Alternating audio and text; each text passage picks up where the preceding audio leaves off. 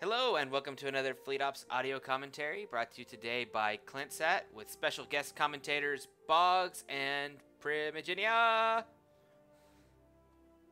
Say hello, guys. I don't wanna. Hi. Awesome. Hi, everybody. We've got a great 1v1 right here, right now, between Little Timmy and Robe Kenobi. So why don't you take it away, Boggs? What is Little Timmy doing? Well, let's see. Little Timmy is white, correct? I believe so. All right. Well, Certainly Little hope Timmy so. is beginning with a pretty standard Federation start: engineering and a dilithium mining station. Nothing out of the ordinary. Probably gonna do a start of Intrepids or Monsoons and a Warpin. That seems to be pretty popular in this tournament so far. Primi, why don't you let us know what's going on up top? Well, up top we have Ruby is the blue feds. And he's doing pretty much the same thing Timmy's doing. Just engineering and the mining station. And that's pretty much it. Probably Any guess on avatars? I'd imagine Double Mason. I'm guessing Timmy's gonna be Risner. We'll find out in about 20 seconds here, but I think Timmy likes Risner more. Holy cow, look what's, so Timmy's slightly ahead on the shipyard. Roby just kind of put his shipyard right in the middle of nowhere. So I think both players are probably going to go past Starfleet Command. Yeah, I would guess so as well. Especially Roby, considering the fact that he decided not to put his star yard in a place where it could help his mining stations and his miners. He just wants it as quickly as possible to get working on the other buildings he needs for Starfleet Command. Uh-oh, Roby's Well, late Ruby's on going to be chassis really level 1. behind. Yeah, he's really late on that. Just for the record, they are both Mason Federation. Mason. Mason, or as we call him, Gayson. That's what Elim calls him. Science going up for Roby right away. Oh, just slightly ahead of Timmy, too. Yeah, So, this is a double warp-in rush. Warping race. He's gonna have the edge there. He's not gonna have the ships though. We already see. Oh no ship over there either. Well, yeah, Timmy's chassis is done, but Timmy, there we go. Intrepid's coming up. So he's gonna have a few second head start there. Yeah, he will. But Starfleet Science already 20 some seconds in, I guess. And certainly, Science Roby for Timmy. Interesting. Timmy going to Timmy may. Well, let's see where his constructor goes here. It's turning back. It's not going to make a turret at the Tritanium.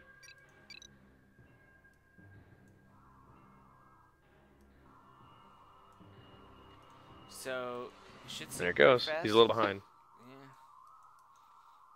Which means, really, I guess that just means it'll be defensive in that first shot. He's got 80 seconds versus basically it's 40 seconds, half a minute behind.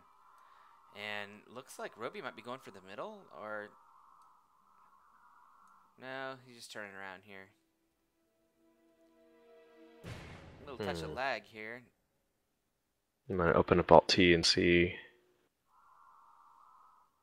Yeah, the execution latency is very high. It's actually coming from Timmy.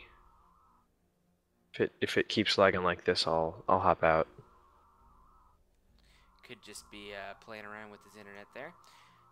Science still moving ahead, and first Intrepid close to coming out.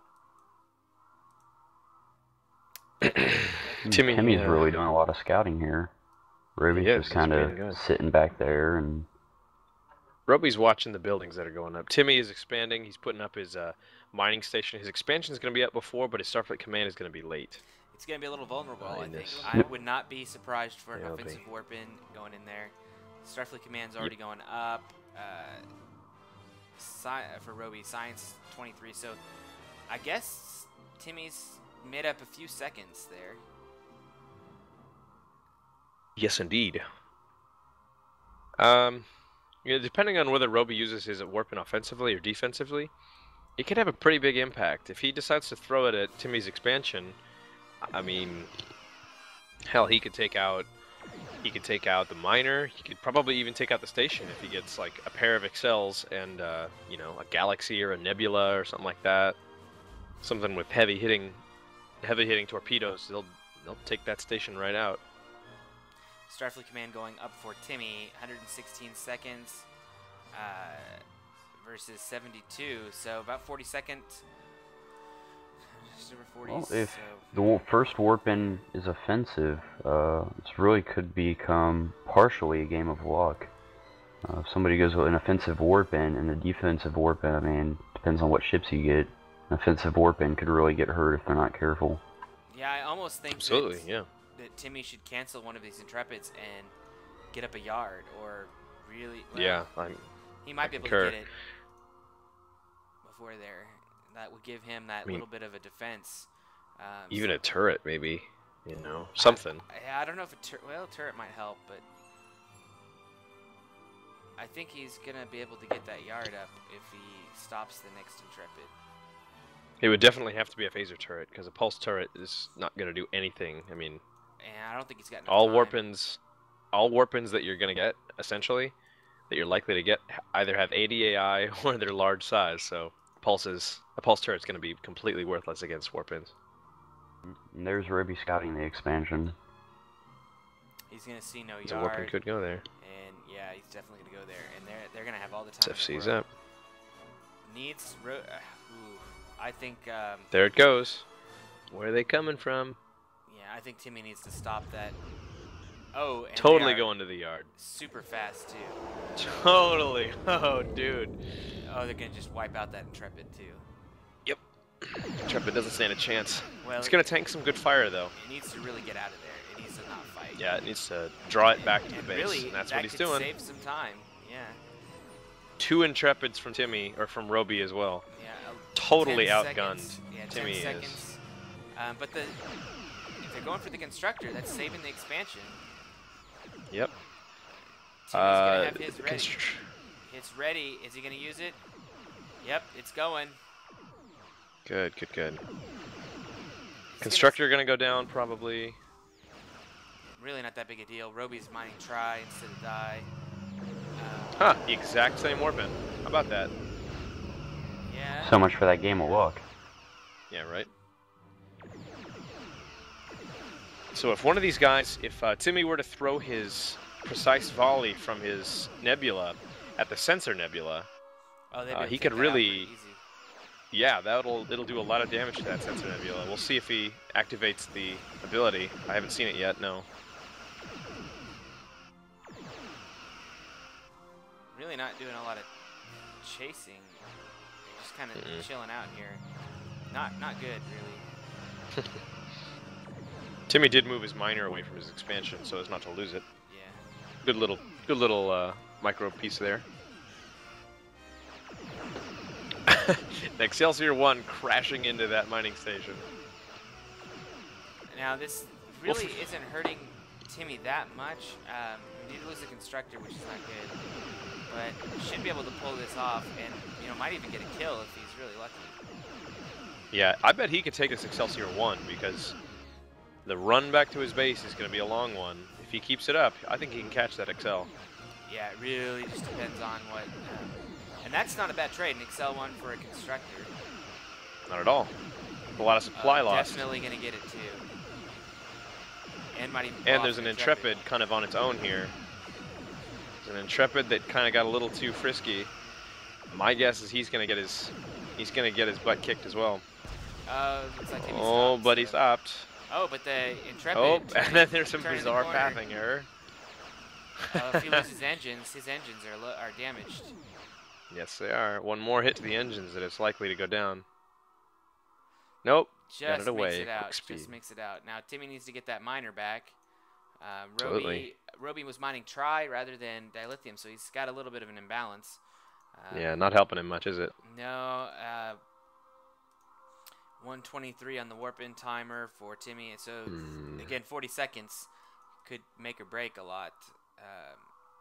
Absolutely. Timmy's got some extra miners though, so he can get those going to that expansion. He's got several more miners than Robe. Just needs to get Timmy moving. is in a bit of a better position, I think. Canaveral's coming out for Timmy here. Not a bad idea, if I say so myself. It's Canaverals do just great against Intrepids. Yeah, but only worry I have is that they don't really tank for a lot of the warp in stuff. We'll see. We'll see. They might do it. But EC3M now No, right they up don't. front, so it's gonna be interesting. I would really suggest a yard for Timmy. He's got plenty more resources, if you notice, compared to Roby. Let's see, 4 Intrepids. sorry, and- Clint. Ooh. Primmy, can you hear Clint? No, he's breaking up for me. Yeah, Oh. he's breaking up on me as well. Well, Oh, now you're can hear crystal me. clear. I can hear you. Now you're crystal clear, so there you go. well, we got 5 Intrepids for Roby and 2 Warp-in Nebulas versus 3 Intrepids and 3 Warp-ins. Canaveral going to come Yep. out, so a little bit of an edge, I would say, on Roby actually. on the Roby's ships. part, yeah. Yeah. One thing though, if Well- Timmy does invest a little of his tritanium into getting his Oh, Canaverals, snap Warp-in, offensive. Oh, really? Rhode Island. Really risky too. Really risky. absolutely. But check that out, a Rhode Island class coming in with 2 sensor nebulas. That is a minor killing warp-in right there, man. Not Wow, gonna get Rhode Island's anything, with a and they're gonna quantum- run away. Those Intrepids might catch. Roby's got his fleet moving over, so he's gonna pull him out of position. So pretty smart Yep. move, I guess. That was a ballsy warp-in though. No, He, Timmy's not going for it. No, indeed. Here comes Timmy's warp-in. Centaur, Galaxy. Wow, yeah. Very good warp-in for Timmy. Both players actually got a very good warp-in. Centaur, there are no pulse-based ships out on the board. The Centaur is going to do a really, really good job of dealing shield damage towards some of those large vessels that won't dodge torpedoes like the Nebulas. So, True. very but interesting I warp-ins. find that they go down pretty quick. They do, yeah, they certainly do. They are not going to tank for these Intrepids. And- Actually, they're 23, so they're the same, right? yeah. let's 23, check here. 23? I think it's the first thing that's gonna be targeted. Well, it'll just depend on where it's at. Yeah, it's Actually, okay. So the it's gonna Intrepids are tank for 24 and the 24. Centaur is 23.